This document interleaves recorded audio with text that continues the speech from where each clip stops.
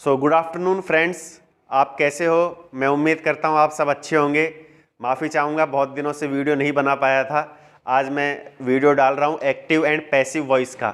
तो I hope you will take a lot of interest in this topic, in this video we can say. Okay, तो हम start करने वाले हैं active and passive voice. तो सबसे बड़ी चीज़ जो है वो है, ये सवाल उठता है कि एक्टिव वॉइस क्या होते हैं और पैसिव वॉइस क्या होते हैं। तो एक्टिव वॉइस के अंदर हम क्या कर सकते हैं?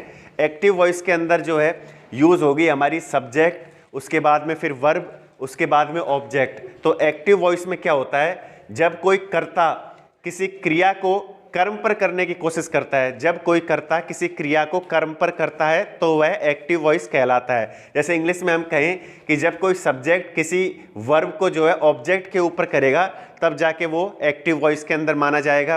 पैसिव वॉइस में क्या होता है कि object becomes the subject. Passive voice के अंदर ऑब्जेक्ट सब्जेक्ट बन जाता है और सब्जेक्ट जो है वो ऑब्जेक्ट बन जाता है। तो object is followed by the helping verb. Helping verb के द्वारा फॉलो किया जाएगा और ये यूज होगी अकॉर्डिंग टू टेंस, टेंस के अनुसार। तो यहां पे मैं लिख सकता हूं according to tense, according to tense प्रयोग होगी। उसके बाद में वर्ब के थर्ड फॉर्म V3 यहां पे रिप्रेजेंट करेगा वर्ब की थर्ड फॉर्म को। उसके बाद बाई आएगा, फिर सब्जेक्ट आएगा। तो पैसिव वॉइस के अंदर क्या होता है? जब ऑब्जेक्ट के ऊपर किसी क्रिया का प्रभाव पड़ता है, या फिर हम कहें किसी कर्म के ऊपर जब किसी क्रिया का प्रभाव पड़ता है, क्रिया को हम वर्ब कह सकते हैं इंग्लिश में, तो जो जाके जो है उसको हम पैसिव वॉइस के रूप में डिफाइन कर सकते हैं। तो ये आपको समझ में आ गया होगा बेसिक फंडा जो है एक्टिव वॉइस और पैसिव वॉइस का क्या होता है। अब हम डिस्कस करेंगे पैसिव वॉइस और एक्टिव वॉइस को, वन बाय वन डिस्कस करेंगे। आप इसका स्क्रीनशॉट ले सकते हो। ठीक है, अब हम आगे चलते हैं।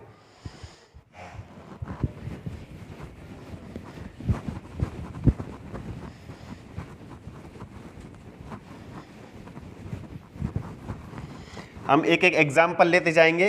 पहले हम इसमें एक्टिव वॉइस में हम जो यूज करेंगे वो करेंगे सिंपल प्रेजेंट टेंस का। सिंपल प्रेजेंट टेंस,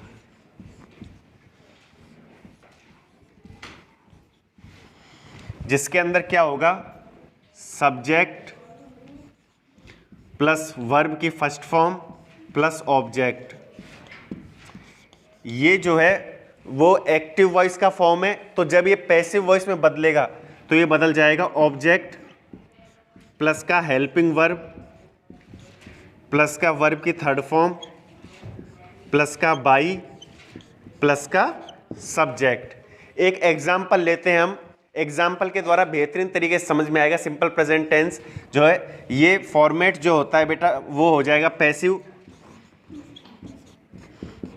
और ये जो फॉर्मेट है ये हो जाएगा एक्टिव वॉइस। जैसे मैं लिखता हूं, सिंपल सी चीज है, राम प्ले क्रिकेट। हम दूसरा लेते हैं इसके अंदर, जैसे मैंने लिया I play cricket, I play cricket. अब इसमें सब्जेक्ट जो है वो आई है, प्ले जो है वो वर्ब है, और क्रिकेट जो है वो ऑब्जेक्ट है। अब ऑब्जेक्ट बिकम्स द सब्जेक्ट, तो क्रिकेट। अब टेंस, क्रिकेट क्या होता है? एक वचन होता है, इसलिए हम क्या लेंगे? इज। फिर प्ले की थर्ड फॉर्म क्या होती है? Play, played, played. तो क्रिकेट इज प्लेड बाई, और आई बदल जाएगा मी के अंदर, बाई मी। तो cricket is played by me. तो ये इसका बन जाएगा पैसिव फॉर्म। तो ये तो था सिंपल प्रेजेंट टेंस का। इसी तरीके से हम सिंपल पास्ट देखेंगे, सिंपल फ्यूचर देखेंगे वन बाय वन। एक बार आप इसको चाहो तो स्क्रीनशॉट ले सकते हो।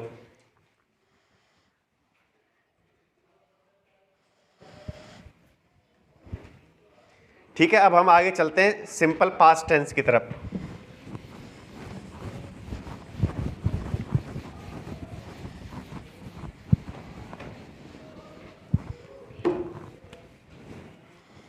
सिंपल पास्ट टेंस, इसके अंदर क्या हो जाएगा, सब्जेक्ट प्लस वर्ब की सेकंड फॉर्म प्लस ऑब्जेक्ट, और ये बदल जाएगा ऑब्जेक्ट प्लस हेल्पिंग वर्ब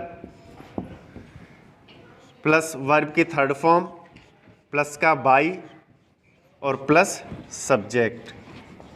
जैसे मैं लूँ राम प्लेड क्रिकेट, ये मेरा एक्टिव वॉइस में है, इसको मैं पैसिव वॉइस बनाऊंगा तो क्रिकेट इज प्लेड, माफ कीजिएगा यहां पर इज नहीं आएगा, यहां आएगा was, cricket was played by Ram.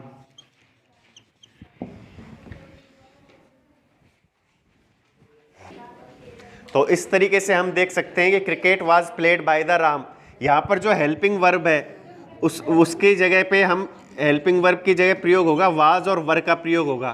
तो क्रिकेट एक वचन है इसलिए क्या आया है, क्रिकेट के साथ में वाज आया है। यहीं पे अगर गेम्स होता तो गेम्स की जगह क्या आ जाता, वर आ जाता। ठीक है बेटा, समझ में आया कहने का मतलब। अब हम आगे चलते हैं सिंपल फ्यूचर की तरफ।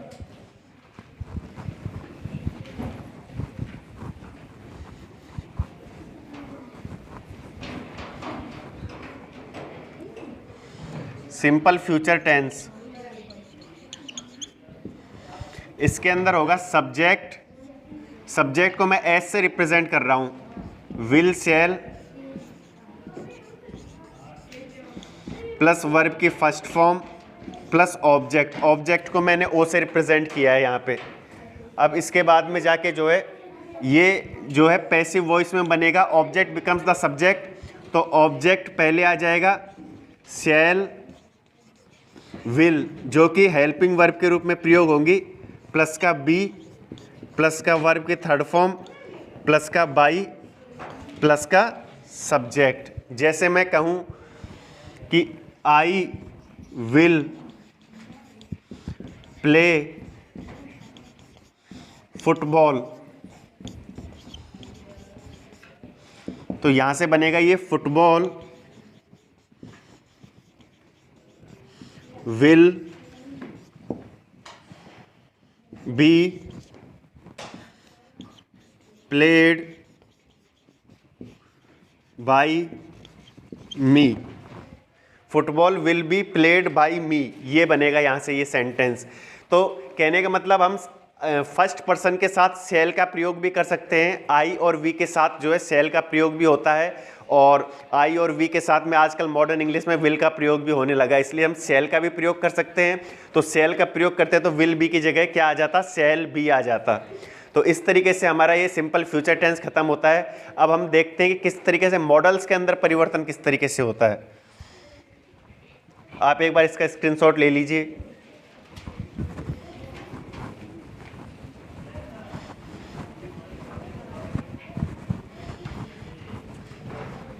एक बात आपको ध्यान रखनी है, जो हमने अभी सिंपल प्रेजेंट टेंस लिया था उसमें मैंने यूज बताया था पैसिव वॉइस के अंदर हेल्पिंग वर्ब का, उस हेल्पिंग वर्ब की जगह जो आएगा वो आएगा इज एम आर। माफ़ी चाहूँगा उस समय मैं बता नहीं पाया।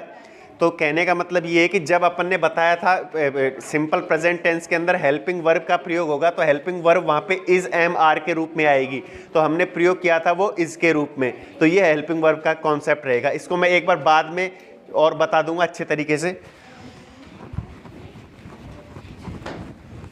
अब हम लेते हैं मॉडल्स का किस तरीके से प्रयोग होता है इसके अंदर। Subject plus model plus verb की फर्स्ट फॉर्म प्लस ऑब्जेक्ट, ये चेंज हो जाएगा ऑब्जेक्ट प्लस का मॉडल प्लस का बी प्लस की वर्ब की third form plus by plus का सब्जेक्ट। जैसे मैं कहूँ आई कैन, ए शांत रहो भाई, आवाज़ मत करो। आई कैन स्पीक इंग्लिश, तो ये बदल जाएगा इंग्लिश। मॉडल की जगह कैन बी। स्पीक की थर्ड फॉर्म क्या होती है? Speak, spoke, spoken. तो English can be spoken by me. तो इस तरीके से जो है वो मॉडल का परिवर्तन इस तरीके से हो जाएगा। पहले ऑब्जेक्ट आएगा इंग्लिश, फिर उसके बाद आ जाएगा model can be spoken by me. इस तरीके से जो है मॉडल का परिवर्तन हो जाएगा। अब इस तरीके से हमारे ये खत्म हुए। अब हम चलेंगे प्रेजेंट कंटिन्यूअस के ऊपर और पास्ट कंटिन्यूअस के ऊपर। तो थोड़ा सा ध्यान देना है। यहाँ पे आपने अगर इसका स्क्रीनशॉट ले लिया है तो ले लिया, और नहीं लिया है तो आप ले सकते हैं, और ले लिया है तो बहुत अच्छी बात है। अब हम चलेंगे प्रेजेंट कंटिन्यूअस के ऊपर और पास्ट कंटिन्यूअस के ऊपर।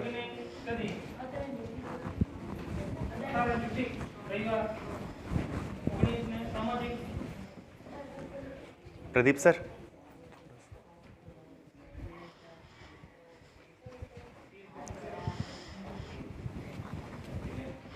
अब हम चलते हैं प्रेजेंट कंटिन्यूअस के ऊपर।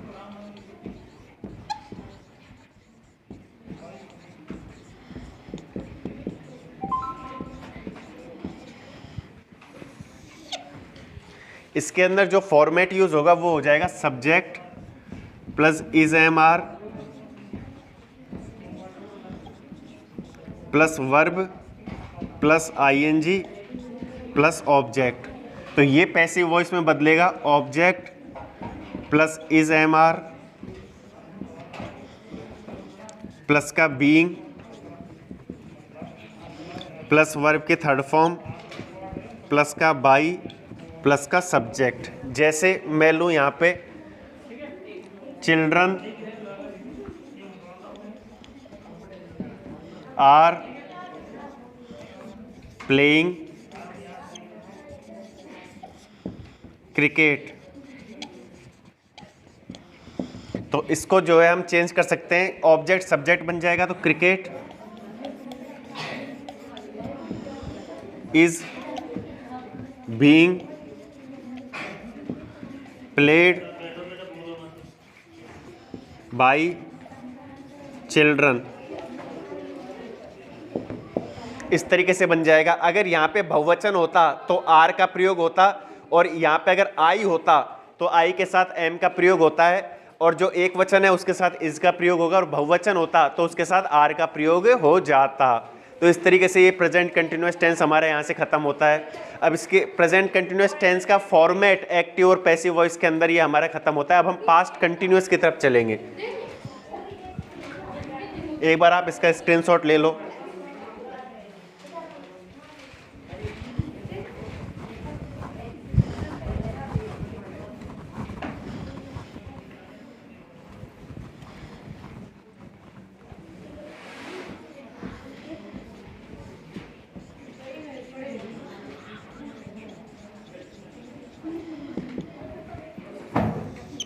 इसका जो फॉर्मेट रहने वाला है पास्ट कंटिन्यूअस का वो रहेगा subject plus was were plus verb plus ING plus object. ये बदल जाएगा पैसिव वॉइस के अंदर object plus was were plus का बीइंग प्लस की वर्ब की third form plus by plus subject. जैसे मैं कहूँ दे वर प्लेइंग क्रिकेट, या फिर दे वर प्लेइंग हम कह सकते हैं गेम्स। ले लो इधर एक बार कॉन्सेप्ट को समझने के लिए, दे वर प्लेइंग गेम्स। अब गेम्स एक वचन है या बहुवचन है? गेम्स यहाँ से बहुवचन है। शांत रहो बेटा, आवाज मत करो। गेम्स यहाँ से क्या है? गेम्स बहुवचन है। तो ऑब्जेक्ट जो होगा गेम्स, अब इसके साथ आ जाएगा आर, सॉरी माफ कीजिएगा, games were, games were being played by them. इस तरीके से प्रयोग हो जाएगा इसका। तो यहाँ तक मुझे उम्मीद है कि आपको समझ में आया होगा। एक बार आप चाहो तो इसका स्क्रीनशॉट ले सकते हो। एक सिंपल प्रेजेंट टेंस में मैं वापस से बताना चाहूँगा, उस चीज़ को आप एक बार और गौर फरमाइएगा इसके ऊपर।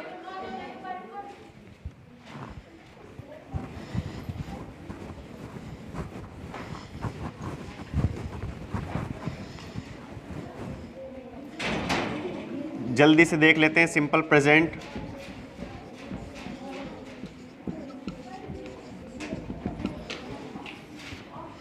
Subject plus verb plus object, तो ये बदल जाएगा ऑब्जेक्ट प्लस का हेल्पिंग वर्ब प्लस का V3 प्लस का बाई प्लस का सब्जेक्ट। तो यहाँ हेल्पिंग वर्ब के रूप में यूज़ आएगा इज़, एम और आर का। तो इस तरीके से ये हेल्पिंग वर्ब रहेगी। मैं वहाँ हेल्पिंग वर्ब को मेंशन करना भूल गया था, तो ये हेल्पिंग वर्ब रहने वाली इज़, एम या आर। जनरली आई के साथ प्रयोग होता है एम, और सिंगुलर के साथ प्रयोग होगा इज़। सिंगुलर के साथ प्रयोग होगा इज़ और प्लूरल के साथ प्रयोग होगा आर। तो ये चीज़ आपको ध्यान रखनी है। एक दो एग्जाम्पल्स है वो हम यहाँ पर डिस्कस कर लेते हैं, उसके बाद में जो है हम हमारे वीडियो को यहाँ से क्लोज करेंगे।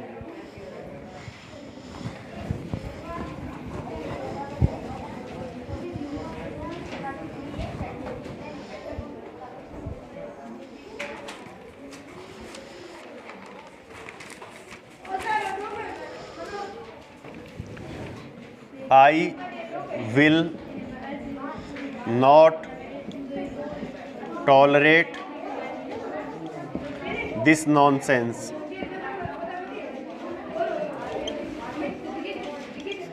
कहने का मतलब मैं इस तरीके की बदतमीजी को बर्दाश्त नहीं करूंगा। तो ऑब्जेक्ट क्या हो गया, दिस नॉनसेंस, तो ये बन जाएगा सब्जेक्ट, दिस नॉनसेंस